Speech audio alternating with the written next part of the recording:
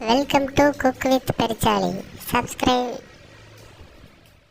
வணக்கம் மக்களே, நீங்கள் பார்த்துட்டு இருக்கிறது குக் வித் பெருச்சாளி. சமைக்க போகிறது உங்கள் சுண்டலி.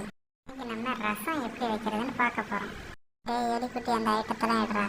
என்ன தோசை இருக்கணும் எனக்கு தெரியலையே. அப்போ முதல் இன்க்ரீடியன்ஸ் போடுறேன் பாரு. தக்காளி, சீரகம், நல்ல மிளகு, பூண்டு, புளி கரைசல், சால்ட். வாசி எல்லாம் ரெடி. நீங்கள் வந்து சமைச்சா மட்டும் போதும். மக்களே, ஃபஸ்ட் அடுப்பு ஆன் பண்ணிக்கலாம். ஒரு தக்காளியை மட்டும் நல்லா வேக வச்சு எடுத்துக்கிடுங்க. அது ஒரு சைடு வேகட்டும்.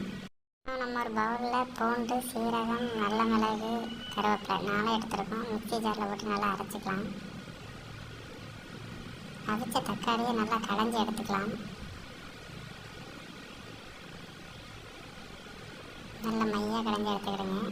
அதுக்கப்புறம் ஒரு கடாயில் எண்ணெய் ஊற்றி கடுகு சேர்த்து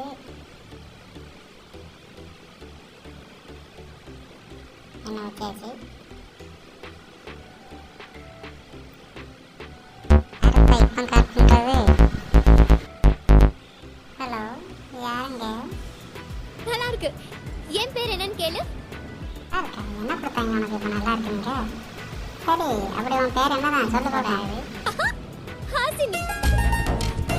நல்லா இருக்குல்ல? சூப்பராக இருக்கு. அவ்வளவுதானா? ஆமா, வேற என்ன? 4 வார்த்தை முடிஞ்ச ஒரு கப் காஃபி. காஃபிலாம் குடிக்க வர முடியாதுமா. அப்புறம் சமைக்கிறது யாரும் ஆகிட்டாங்க. போயிட்டு வாமா, பிறகு பார்த்துக்கலாம். கடுகு போடுங்க. உடனே வெங்காயம் கிண்டிக்கலாம்.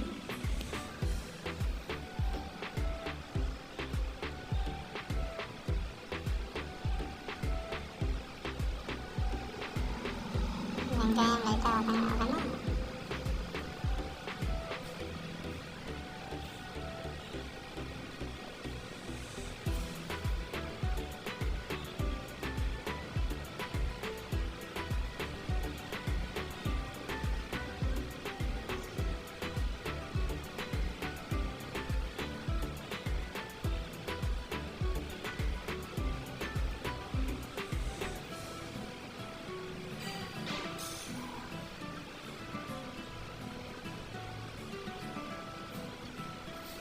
வெங்காயம் வதங்கிட்டு இப்போ நம்ம கருவேப்பிலை சேர்த்துக்கலாம்.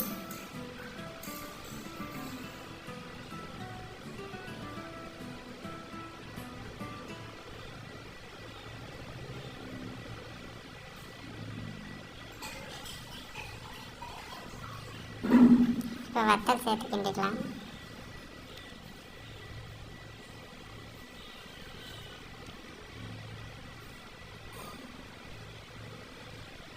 இதில் வந்து நம்ம அரைச்சி வச்ச பேஸ்ட்டை சேர்க்க வேண்டியதான்.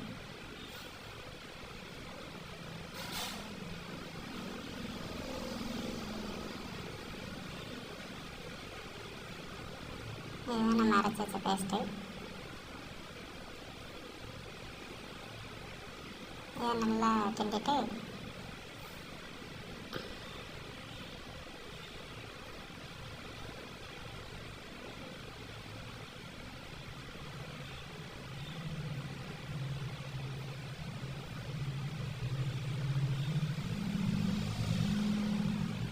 கடைஞ்சி வச்சு அந்த தக்காளி சாறை ஊற்றிக்கலாம்.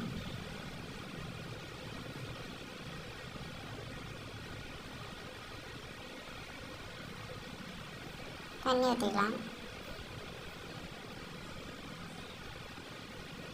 கொஞ்சோண்டு மஞ்சள் பொடி போடணும்.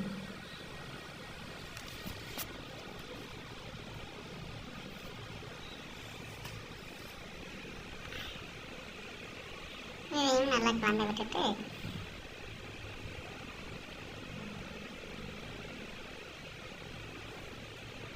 புளி கரைசல் சேர்த்தாச்சு.